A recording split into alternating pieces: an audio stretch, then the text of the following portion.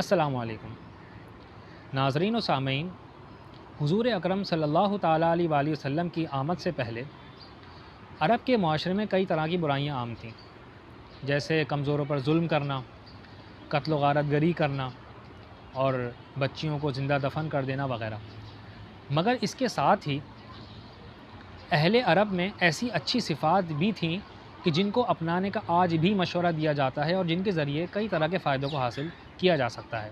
انہی میں سے ایک اچھی عادت یہ تھی کہ عرب کی مائیں اپنی بچیوں کی شادی کے بعد اسے رخصت کرتے ہوئے کچھ نصیحتیں کرتی تھیں۔ میں ایک عرب ماں کی نصیحت آپ کو سناتا ہوں جو اس نے اپنی بچی کی شادی کے موقع پر اسے رخصت کرتے ہوئے کی۔ یہ نصیحتیں سن کر آپ کو حیرانگی ہوگی کہ ایک دیہاتی عورت کو ازدواجی زندگی کی نزاکتوں کا کس قدر اندازہ تھا۔ اگر آج بھی مائیں یہی نصیحتیں اپنی بچیوں کو کریں اور بچیاں ان پر عمل پیرا ہوں تو ان باتوں کی بدولت وہ بچیاں خوشحال اور پرمسرت زندگی گزار سکتی ہیں۔ آج کل میاں بیوی کے تعلقات میں کشیدگی کی شکایت عام ہے، تو اگر ان باتوں پر عمل کیا جائے تو اس کشیدگی کو بآسانی محبت اور الفت میں بدلا جا سکتا ہے۔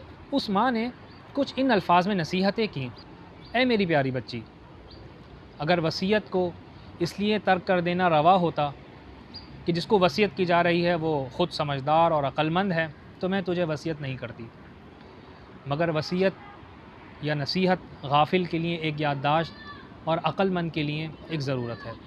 اگر کوئی عورت اپنے شوہر سے اس لیے مستغنی یا بے پرواہ ہو سکتی کہ اس کے والدین بہت دولت مند اور مالدار ہیں یا وہ اسے اپنی جان سے زیادہ عزیز رکھتے ہیں، تو میری بیٹی تو اس بات کی سب سے زیادہ حقدار تھی کہ تو اپنے شوہر سے مستغنی ہو جاتی، بے پرواہ ہو جاتی۔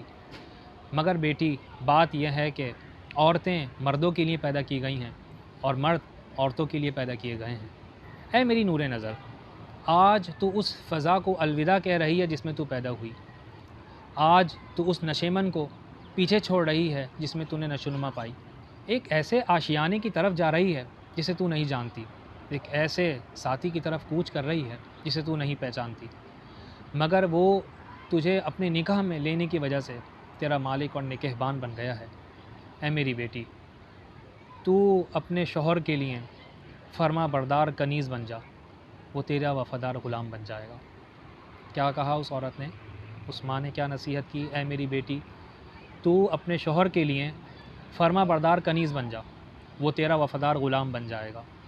اس عرب ماں کی ساری بات ایک طرف اور اس کی ایک بات یہ ایک طرف ہے۔ اس جملے کی گہرائی کو سمجھنے کی کوشش کیجیے گا۔ اے میری بیٹی، تو اپنے شوہر کے لیے فرما بردار کنیز بن جا، وہ تیرا وفادار غلام بن جائے گا۔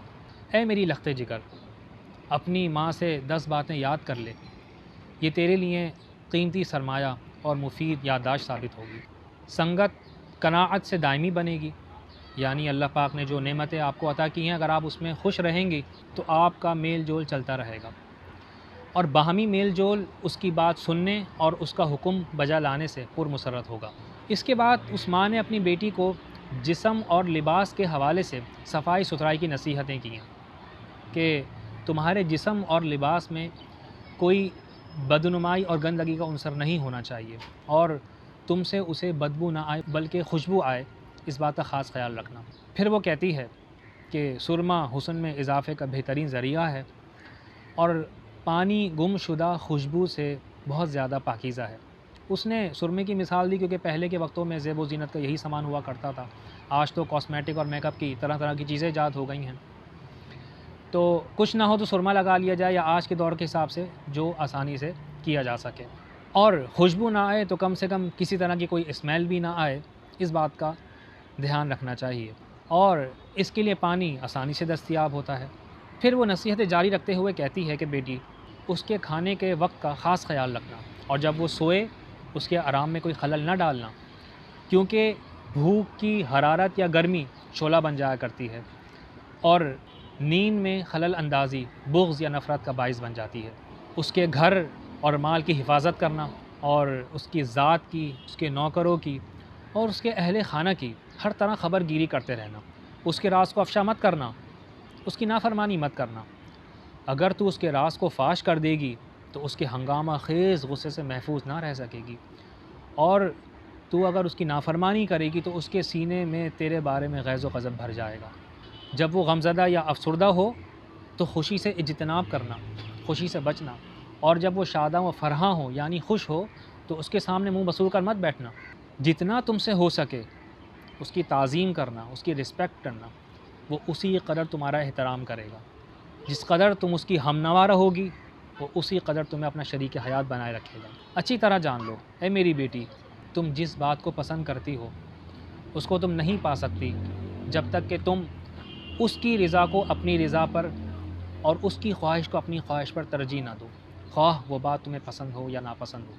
اے بیٹی، اللہ تبارک و تعالیٰ تیرا بھلا کرے۔